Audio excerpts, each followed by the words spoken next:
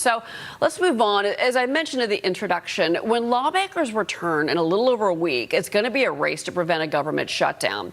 Will McCarthy be able to get a short-term deal passed, and is that the best option, in your opinion?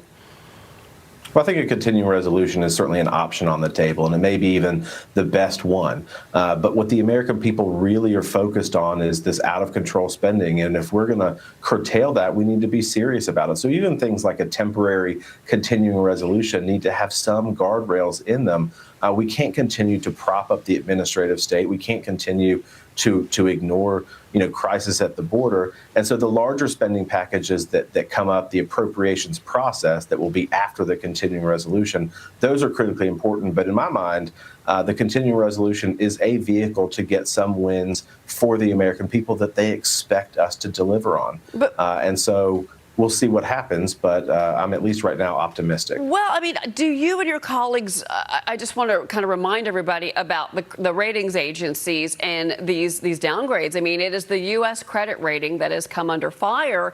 And one of the biggest reasons that Fitch mentioned was the fact that there's all this arguing and back and forth. It's always this last minute deadline. It becomes so politicized when at the end of the day, it is the credit rating of the U.S. I mean, this hurts our borrowing costs as a country.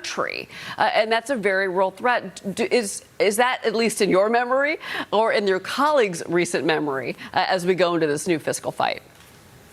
I don't think anyone really wants a shutdown. I think at the end of the day, House Republicans have delivered on that. I think the deliberative or the debate process is lengthy, and when you start looking at how the sausage is made, it's complicated and convoluted.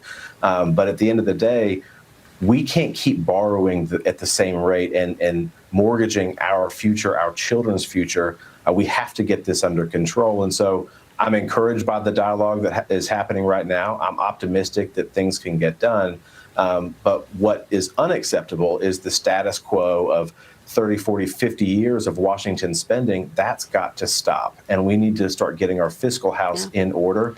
We need to make sure that we send that message to all the government bureaucrats that want to keep doing what they're doing. Especially as we send more and more money overseas, in particular to the people of Ukraine, for example. There's a lot of concern about costs and spending, I think, across the board, sir.